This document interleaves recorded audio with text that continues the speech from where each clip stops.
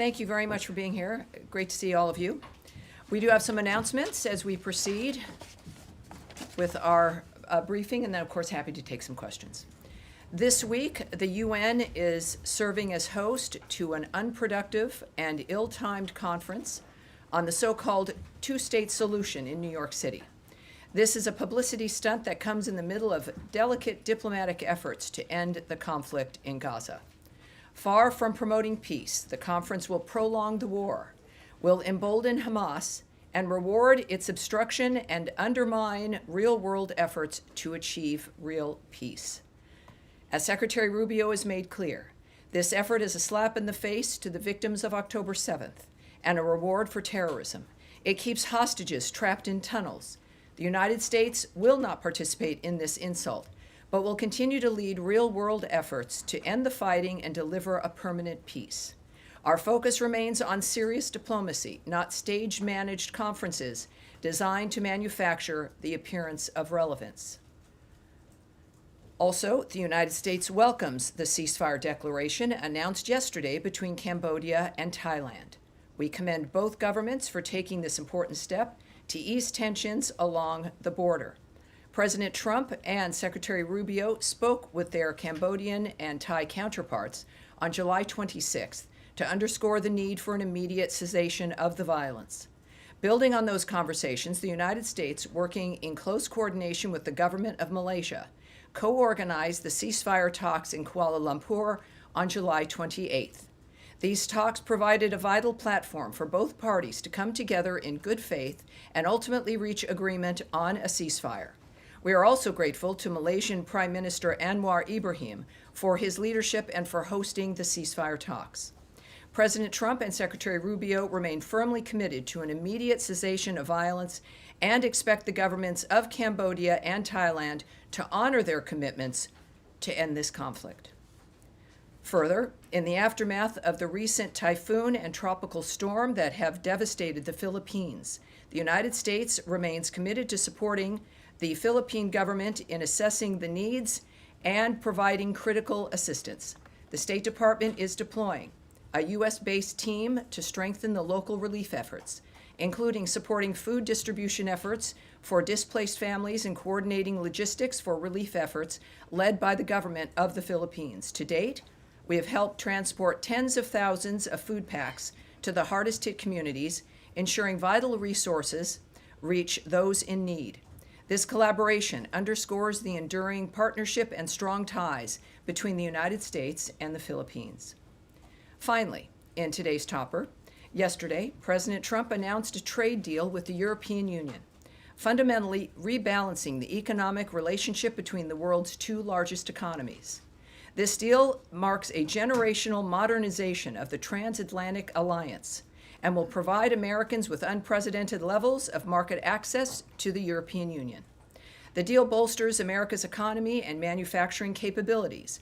The EU will purchase $750 billion, with a B, my favorite, of U.S. energy and make new investments of $600 billion in the United States, all by 2028. Through decisive leadership and an unyielding commitment to American workers, President Trump has delivered yet another agreement that positions the United States as the world's preeminent destination for investment, innovation, and advanced manufacturing. Since day one, President Trump challenged the assumption that American workers and businesses must tolerate unfair trade practices that have disadvantaged them for decades and contributed to our historic trade deficit. Yesterday's announcement opens up historic market access to the second largest economy in the world, reestablishing the strong, positive, long-term relationship between the United States and its key ally, the European Union. And before we begin, and I'll take your questions, we've switched things up a little bit here in the front row.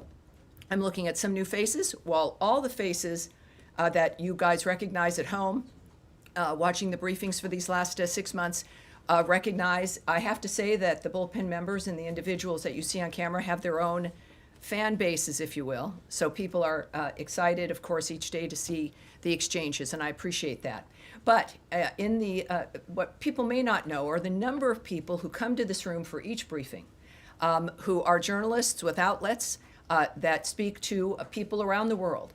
And we think it's time, as I'm used to seeing, well, you far back there, nice to see you, Nadia as well. But I'll be introducing you to the front row today. It'll change for each briefing. But this is an opportunity for us to get to know you, for further experience and advancement, for the nature of what Americans and the world see as we answer these questions. Saeed, of course, has his own fan club. But nice to see you over here. It's a little confusing as opposed to over there. So just as a reminder, for those of you watching at home, whether it be C-SPAN, of course, or our State Department account on X, et cetera, wherever you may be viewing us. First, over here is Saeed. Saeed is with Al-Quds, a bullpen member, as a matter of fact. And Tim with the Washington Examiner here. Welcome aboard, Tim.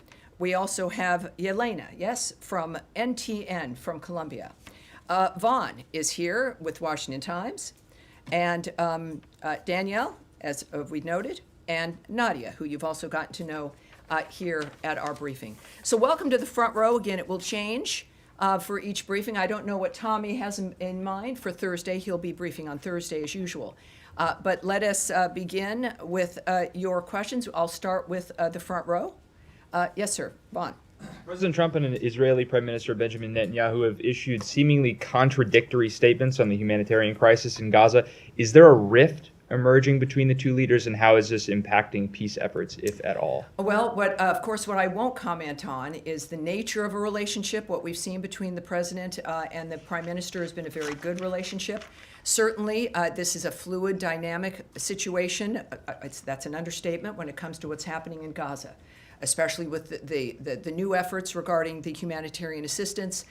Certainly, the president's point of view regarding what we need to do and continue to do, which we have been doing, which is facilitating the food assistance through GHF, but also, of course, the financial investment and the president's work and this government's work and Secretary Rubio's work to stop the carnage, to have a ceasefire, to get the hostages released, and to have the killing stopped. I think that when we look at the nature of remarks by the president, there's one thing that's clear. That everyone can agree on is that it is his humanitarian nature to focus on diplomatic solutions, but he is a realist and and he'll go and do what he needs to realize what his goals are, which is peace and a ceasefire. And also, I think the recognition that no one has denied, we have not denied it in this room, that the humanitarian assistance to this point has not been enough. My argument is that it would never be enough in that obscene, unnatural environment. And so we're proceeding in that regard, and of course, with President Trump's leadership, as he noted yesterday, to do even more to assist when it comes to food and other aid. So that's, I think, without getting ahead of the president, as we'll learn more about what his plans are coming up. We know the secretary, of course, has led the way in this regard as well, but the focus remains certainly the humanitarian aid, and our focus remains also on a ceasefire and ending that carnage.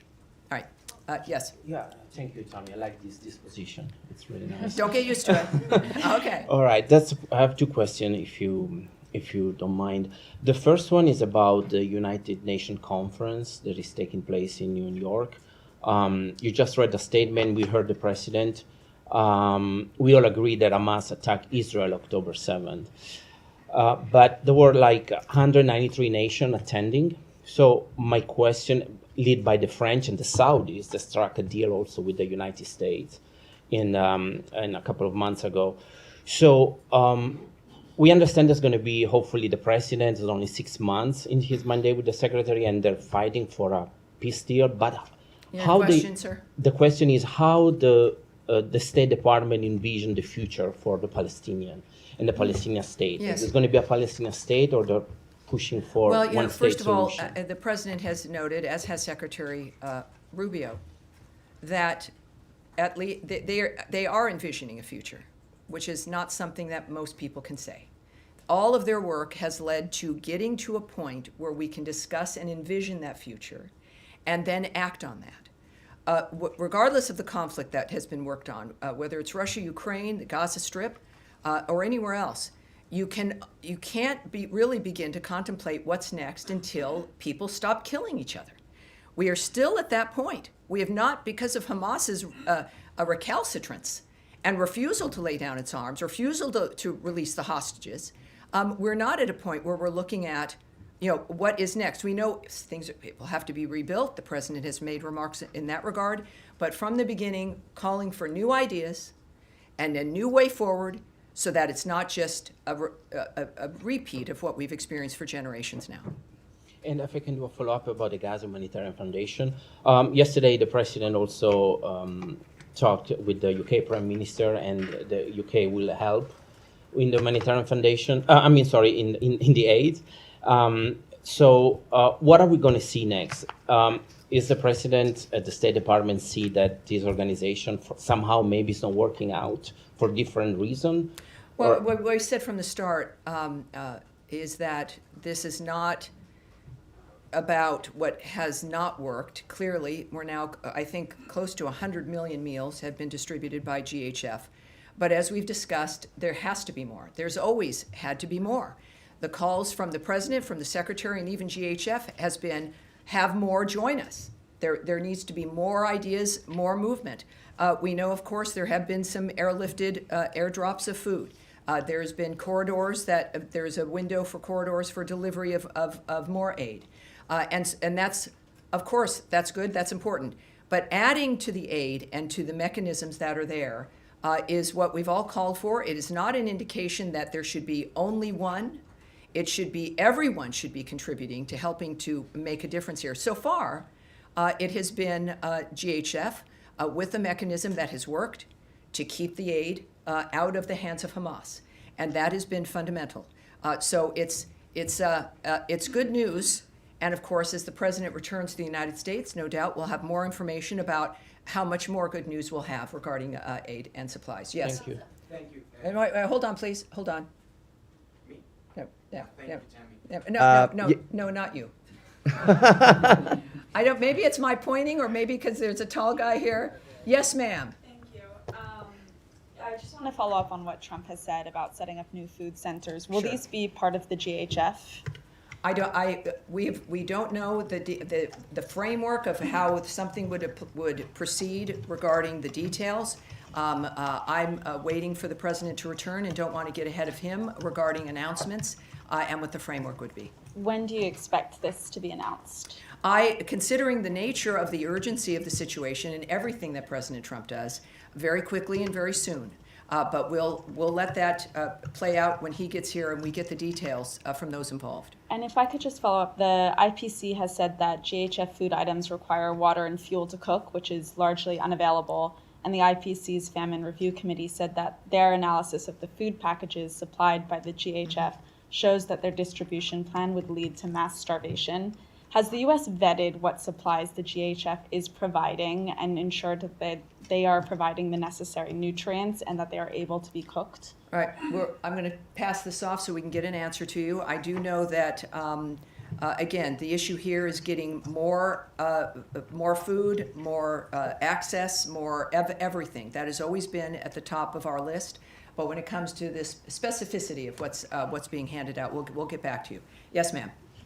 Thanks, Tammy. The president has now said multiple times that his administration has pledged $60 million toward food and other supplies for Gaza. The State Department has only announced $30 million for the Gaza Humanitarian Foundation. Can you say, has more money been earmarked for the GHF, or is there other funds that are going out to make up for that $60 million, the $30 million difference? I would suggest a question for the White House there. Again, I know what we've done here at State. Clearly, the president is in a position when it comes to decision-making, knowing what parts are moving and where things are headed, that they would have probably a better answer for you regarding the rest. But it's only $30 million for GHF at this point. Can you say that? From what we, of course, have announced here at the State Department, that's in this particular, I would caution against the suggestion that with what State may have done and what's been announced is a reflection of the complete picture. So I tend to caution about those things. I will caution about that again. But this is, as we all know, a very large issue, a very fast-moving issue, and there's many different pieces that are coming together in how it moves. And so the element that we have announced is an element. and does not speak to an end or a final complete piece to what it is we're doing. All right. Yes. Thank you. Just following up on Daphne's question, I had asked her about what Gaza Humanitarian Foundation is distributing specifically, this was last week's briefing, specifically the high nutrient food that is needed. Yes, I know it's come up before as well. So, yeah, yes. and you mentioned that you would take that back to get more details on the distribution. I did get a line from this department in response to my questions last week. And the State Department spokesperson had said the Gaza Humanitarian Foundation Award remains subject to strict requirements, vetting, and oversight mechanisms like all department awards. And then they also deferred to GHF on the exact food items that are being distributed. Sure. There's been a lot that's happened since you were actually last at the podium. As you know, there's been the week. news out of France, and also now with the UK Prime Minister saying that the UK may well recognize a Palestinian state in September at UN Week if certain conditions are not met by Israel. And then, of course, there's been wall-to-wall coverage on images of starving children, photographic evidence of that, from our colleagues covering the story on the ground in Gaza. So I just wondered whether the vetting process and the strict requirements in this department is now having to take into account, obviously, all of this evidence, this photograph evidence, and is this giving the department some pause on these funds that are meant to go out the door to this organization? First of all, some of you may have seen a remark from Anna Kelly from the White House about the president's stance and what his plans are. She said President Trump wants to alleviate the suffering for the people of Gaza because he has a humanitarian heart. He announced a new aid plan today to help Gazans obtain crucial access to food. Details are forthcoming. What I will note about what's happening on the ground, of course, is what our focus is on, which is getting more aid in, which is getting a ceasefire, which has not been accomplished because Hamas refuses to do so. From the beginning, they have been the problem about why this continues to be an issue. We know that, of course, more food aid will be going in, considerably more. And for those, as we care about the nature of nutrition and the value of that, we'll have those details for you. And GHF can be reached, many of you have reached out to them, to ask them for those details. We at the State Department, the Secretary and the President of the United States, are focusing on saving lives, dealing with individuals who can stop what they're doing to create peace. And of course, as you know, the President has been frustrated on a couple of fronts regarding the killing of civilians, the using of civilians, the nature of what's happening at too many conflicts around the world, and that's what he's focused on. But it's a good issue to have, if there is a silver lining, about the fact that more food, more nutrition, more access is being created, and that's what we're doing in the meantime while still trying to stop a war that makes that zone almost impossible. Nadia. Thank you, Tammy. I have two questions. An Israeli settler called Yanon Levy, he shot and killed a Palestinian peace activist. He's a father of three. His name is Aoud al-Hadalin in the West Bank. This settler was identified by the previous administration as an extremist, and he was under sanction, both by the EU and the US. The Trump administration has lifted the sanction on him. You often say you have the same values with the Israelis. How can you make sure that this guy is accountable when he killed a civilian, especially a peace activist? Well, of course, I think it needs to be said. It shouldn't have to be said, but we decry the loss of life everywhere. That has been the hallmark of the work that this administration is doing.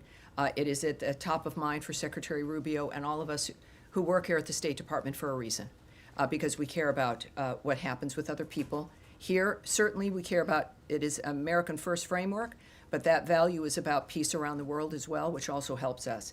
I would say also that we, as you know, we don't comment on investigations that belong to another government. Israel has investigations that it's implementing regarding situations of this sort. I don't know the end result of what that's going to be, nor will I comment or speculate on what should happen. What we do know, and I don't think we should have to, we have a status here, a posture, where all of this matters to us, to the point where the president's last and only, this second term, but his last effort is to make these things better and to save people's lives. So it is, these are it's certainly Gaza, a war zone. We're doing our best to make a difference there, and we will wait for the result of an investigation before we have any comment. Sure, this guy in the West Bank is not in Gaza. Well, but with the West Bank and Gaza, obviously, the nature of conflicts and what we've been working on, but I appreciate that, yes, of course. It's the same, I think, it's the same argument. We see this in the West Bank. We know when there's violence in general. We saw something unfold in New York City as well with a shooting in New York City yesterday. These things touch all of us. With the hero there being a Bangladeshi immigrant, a cop for 3 years, dies defending New Yorkers. It is the American story, and it's something that we all work to help try to make a difference on. All right. The second question is, two Israeli human rights organizations found that they concluded that Israeli practice in Gaza has aspects of genocide. The Trump administration has put sanctions on UN officials who concluded the same. So are you going to sanction this human rights organization, or are you going to change your position? Well, I appreciate that, Nadia, but of course, I'm not going to speculate or say what actions will be. I'm not going to comment on outrageous allegations, effectively, which have also been disputed. But I will, again, I won't preview things or guess or speculate about actions in any regard. All right. Yes. Can I just ask you about the trucks that are getting into Gaza? Over the weekend, there was an uptick, I think, over 100 trucks that got in on Sunday. But at times during this crisis, there have been upwards of 300 trucks delivering humanitarian aid into Gaza. What is the number of trucks that this administration wants to see Israel allow into Gaza on a daily basis? Well, I won't discuss, of course, details with you or the content of conversations or even a specific like that. What I do know is that there's this overarching work that we've done to make sure as much can get in as possible. At the same time, we do know that the UN had noted that they were not moving material in because of the violence. We know it's a war zone. I mean, that has been the overriding issue, and how to make it safe to get food through to those who need it versus into the hands of those who are causing the destruction and using it and weaponizing it. So I'm not going to speak to you about specifics or if that conversation has been had.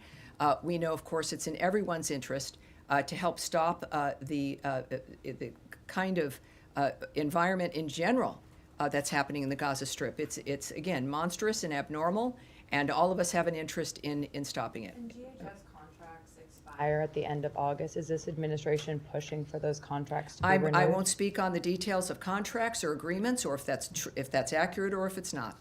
Yes. Thank you so much. Two very quick questions. Secretary Rubio, for the past several months, has been wearing two hats, both leader of the... Four hats. Many hats. But specifically, Department of State and NSC. He has shrunken down the NSC and called it right-sizing. Mm-hmm. And my question is, are these two roles being sort of merged together into the same official, or are they being fulfilled in two separate capacities? Well, I can't speak to the decision-making about the nature of what he's doing as the NSA. I'm here with the State Department. Of course, he is the Secretary of State. What I can tell you is when I've been on various trips where the NSA, the National Security Advisor, and the Secretary have been there together, it's the same kind of work. It's working together seamlessly. Of course, there'll a great deal of time of overlap regarding the nature of what's happening in the world. So it seems and it appears to be working out smoothly and effectively. And my second question, today, Kim Yo-jong in North Korea, the sister of Supreme Leader Kim Jong-un, published an official statement regarding the U.S.'s desire to denuclearize the peninsula. While rebuking the United States, the memo did include a line stating that Kim Jong-un's relationship with President Trump is, quote, not bad. And I'm just wondering if the Department of State is familiar with the nature of bilateral relations between the U.S. and North Korea at this time and why they might have said that. Well, I would suspect that you should contact the White House when it comes to the relationship between the president and another country. Of course, we do know, as we see now, as we saw in the first term, President Trump's willingness to talk with everyone in order to achieve the peace and prosperity and some semblance of normal life for people around the world. Regarding the note you mentioned, or if it was a social media tweet, I don't have a remark on that, of course, but the White House can tell you more about the president's approach with North Korea. Yes, ma'am. Thank you, Tam. Me? Yes, you. Okay. I have two questions too. The first one is, after President Uribe's conviction, will the U.S. consider any sort of action similar to what we saw after the decision against former President Bolsonaro in Brazil? The first one. And the second one, after you answer? Yeah, so regarding the verdict, the verdict with former President Uribe, yes? Yes, well, the Secretary of State put out a tweet on this as well, noting that former Colombian President Uribe's only crime has been to tirelessly fight and defend his homeland. The weaponization of Colombia's judicial branch by radical judges has now set a worrisome precedent. And the second one is, with the U.S. allow Chevron to operate in a country led by an administration charged with promoting terror and drug trafficking?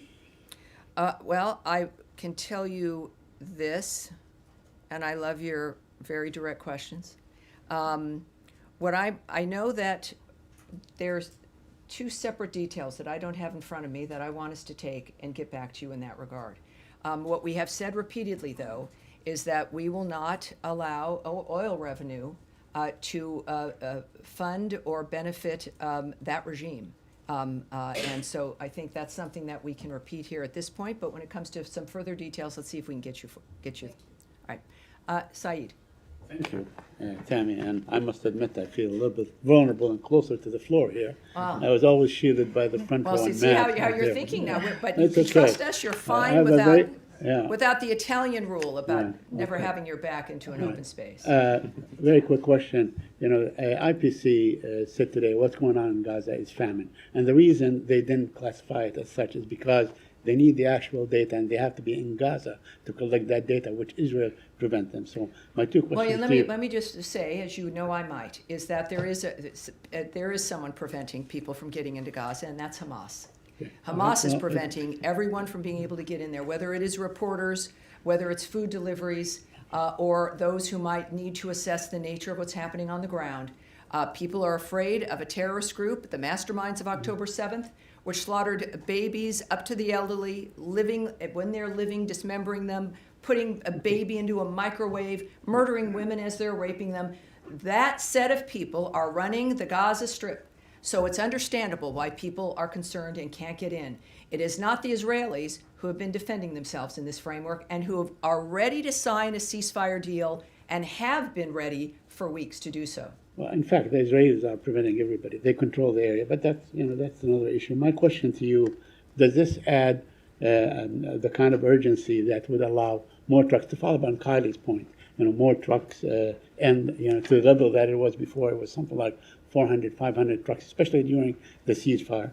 And second, would the U.S. call on Israel to allow these groups to go in and give them, the facilities they need to report actually and factually from Well, we've Gaza? had progress here from the beginning of this conversation, and with the catastrophe of October 7th and what has unfolded since then. We've discussed all the time about what we need, and we've had progress. We've had, again, close now, I think, to 100 million meals distributed by GHF. We have had more trucks now moving into the area. Israel making accommodation to be able to try to allow that to happen without people being in danger. So we've seen this progress being made. When it comes to the number of trucks, I would caution that it's not an issue of numbers, but clearly the posture of the President, of the Secretary of State, is that all of this has to stop and everything has to get to whomever it needs it. That may end up being a certain number of trucks. It may be a certain other kind of effort, new ideas. So it's not, I would just ask that we focus on what we've been focusing on here, which is having this violence end so that we can do a wholesale reformation of that area, stopping of the violence, and a wholesale view of that a future really can exist. Yes, ultimately, it's going to be the best scenario. Everyone can go into Gaza and help. The president clearly will have ideas. The partners in that area, whether it be Egypt or Qatar and others, Jordan with their airdrops, everyone has an interest in the resolution of this. And inevitably, of course, it'll result in everyone getting what they need. All right. Yes, Abby. What is the U.S. position on the UK saying they will recognize the Palestinian state before the UN this September? I know my colleague brought it up, but considering they're using it as leverage to try to stop some of the starvation that President Trump himself said he's concerned about taking place in Gaza? Well, I think President Rubio's statement and my statement that I issued regarding the conference, the two-state solution, the fact of the matter is his remarks also when President Macron of France also did something similar in this regard, that this is a slap in the face to the victims of October 7th, that it rewards Hamas, and it harms the ability to stop this framework from, it allows it to continue. It gives one group hope, and that's Hamas. It is a rewarding of that kind of behavior, that if you wait long enough, if you don't cooperate, if in any other normal environment where someone was so utterly defeated, they would surrender. In this case, that just does not occur. And part of it is because of perhaps the hope that they receive on how long the suffering lasts, how much that pushes the world to acquiesce to their arguments. And that is, there's one group that benefits from the images and the reality of the horribleness, and that's Hamas. And so there's a reason why they don't cooperate and stop. And this adds one more thing onto it that adds into their apparent posture that this is a winning thing to do. Clearly, we are of the opposite mind, and that I think we can say in general about that issue. President Trump said he didn't mind the UK Prime Minister taking a position on statehood. Is that, can you explain what the difference is well, there? Obviously, I'm not going to speculate on the president's reasoning, but I do know that none of us are in the business of telling people not to speak their mind. At the same time, I'm a big believer, as I know the Secretary is and the President is, and we showed this, I think, last November, is that persuading people, explaining your position, why it matters, how it impacts what we all want to achieve, is something that we must do, and that it's the way to persuade people, to change people's minds. So it doesn't surprise me that that is what he said. But of course, we also know, as I described, the nature of our situation here, about what that does in our efforts to stop the carnage. Yes? Thanks so much, Tammy. Appreciate it. GHF, according to the UN, there's been about more than 1,000 Palestinians killed at or near the aid site since May 27th. Does the U.S. have an assessment on that number? It is not. That's not something I will speak on or go into the details about regarding our assessments of that situation. Certainly a wartime situation, but in the details and the numbers, no, I won't speak to that. Okay. And you mentioned the details of this new aid plan will be forthcoming. Are there people? Will they be forthcoming to the State Department, or are they coming from the State Department? Are there people in this building working on something right now? Well, it's the White House who noted that. So the White House noted that the details will be forthcoming. We, of course, all work for the president. He is the guiding hand here, and he gets ideas, and he knows more than all the rest of us know. So we are excited about his commitment, the fact that he and Mrs. Trump are humanitarians and are working first to make America first, so that Americans' lives can be predictable and strong, and we have a future we can look forward to, but also that obviously is translating around the world as well. Yes, sir. Thank you, Tammy. We'll move to Ukraine, if I may. We have new deadline, and Ukrainians are certainly hopeful that the president's new deadline and his tough words about Putin, Russia, will follow with certain concrete actions. And in fact, yesterday you told the media that now we are going to see some actions. Now, the caveat that we have 10 days to go. Can you give us a sense of? Oh, you is there might not even have 10 preparation? days. I would just suggest, even when he set that 50-day timeline for Russia, I think one of the things I've said is, that's, who knows when that could happen. He's had timelines before in which he acted very quickly. With the president, he also noted that he shortened that timeline because he pretty much knew what the situation was. My question is, can you give us any sense of any preparation that going on in this business so the Russians take it seriously? Well, clearly, President Trump has proven that he should be taken seriously because he's a serious man. And we've seen the results of that around the world. Again, most recently in the Indo-Pacific, and of course, with his envoys and the nature of the commitments we've made. I would say that what's been discussed regularly are sanctions, and the president also brought up the issue of sanctions, and even secondary sanctions, as certain countries are benefiting from buying Russian oil. But that's up to the president. We've known that's in his toolbox. There are many things that he can do, just as there are many things that Secretary Rubio can do and help facilitate. But the president himself mentioned those two dynamics. He has been patient, and that may have been misinterpreted by some people. And I think the time for misinterpretation is now over. On that point, the president said that he knows the answer, and he also thinks that there's no reason to wait. If there's no reason to wait, then why wait 10 days? Well, again, you're asking, as we know, there are a million fronts in these kinds of dynamics. There's negotiations that go on. I can't speak to what the president's involved in, the conversations that are currently being had, and the importance of what the president says privately and publicly. I would just trust that he's the one who would know, and being in a position here at the State Department where we're all ready to do what we need to do to get this situation accomplished for the president. All right, Eric. Yes, thank you, Tammy. I wanted to ask two questions. One on the impact of potential secondary sanctions, potential secondary tariffs. Is there a concern that that may be too blunt an instrument in that some U.S. allies or countries for which the U.S.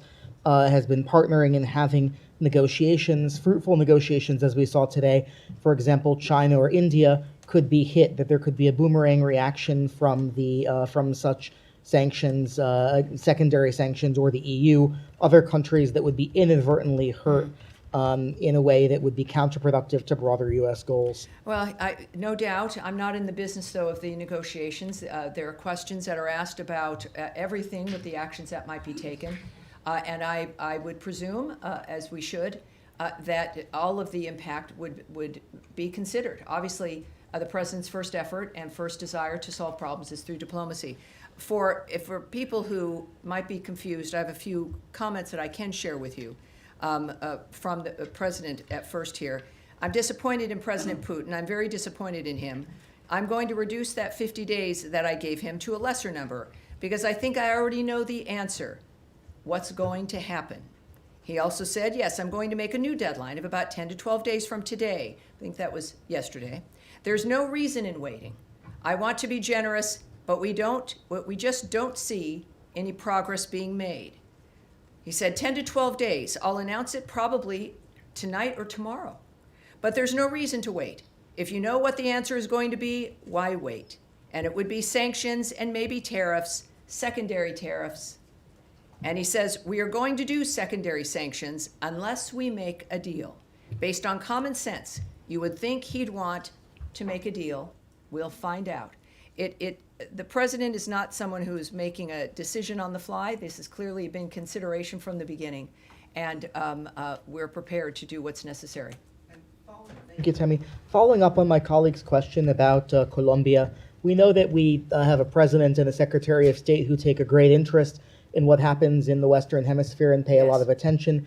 We've seen the president's attack and criticism of the Brazilian judiciary, but I'm wondering what makes a judicial process a radical process or radicalized by judges or otherwise inappropriate. I mean, is it determined by who ultimately is convicted or charged, or what's the context or the judgment, the qualitative judgment as to what makes a politicized judicial process for this administration? Well, the secretary, like the president's a very talkative young man, and he's very clear about what interests him and why it matters. On virtually every issue, he does long-form interviews. He's got his Twitter that he participates personally in, statements, op-eds, all of which he's personally involved in, and expresses the nature of how he's making his decisions and why. So I will let his work speak for itself, including, again, current comments and no doubt more comments and explanations, if you will, or opinion pieces to help explain why these things matter, why corruption matters, how it might look whatever country you live in, and why it's important to stand up against it. All right. Yes, sir. Yes, hi. Thanks. A lot of my colleagues have asked a lot of the questions I had, so I'm going to totally change subjects. Well, if I all may. right. Sounds good to me. There are millions of dollars worth of contraceptives stocked in Belgium that are due to be incinerated in France. It's our understanding that they're still stocked in Belgium. They haven't moved to France. Could you give us an update as to where that stands? I know that the Belgian government is trying to find alternative solutions. Is the U.S. government ready to find alternative solutions, or are they destined to be destroyed? Well, I want to have that taken back. This is a situation that changes each day. What I can tell you is, for those who've asked previously, there are no AIDS drugs involved in this. No PEPFAR dynamics are set to be destroyed. This is a situation regarding birth control and other mechanisms that could be used. First of all, that would violate our Mexico City policy regarding the use of abortifacients, but also the use of some elements that could be used in a kind of forced sterilization framework that some nations do apply, which also we will not facilitate. So we can say that there's no AIDS drugs, no condoms are being destroyed. This is about a long-standing, I think this was a purchase from the previous administration. And so we're dealing with that, but we're aware of it, and we recognize the issues.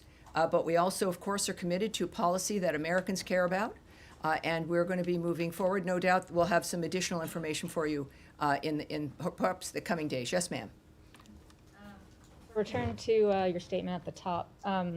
Could you explain why talking about Palestinian statehood or Palestinian future in Gaza rewards Hamas or is a slap in the face to the victims of October 7th? And I'm asking, given that none of the parties involved, to my knowledge, who are involved in these discussions or have plans to recognize statehood have said anything about wanting Hamas to be in power. It seems like, according to the United States, according to Israel, and obviously as well as all these other folks involved in these conversations now at the UN, no one has expressed a desire to have Hamas in power. So how is that? Yeah. How does it reward? Well, I think that it's very often, if not most often, actions speak louder than words. And our argument is that there are certain actions you can take that reward in the midst of the defense of a country after a horrific atrocity implemented on October 7th.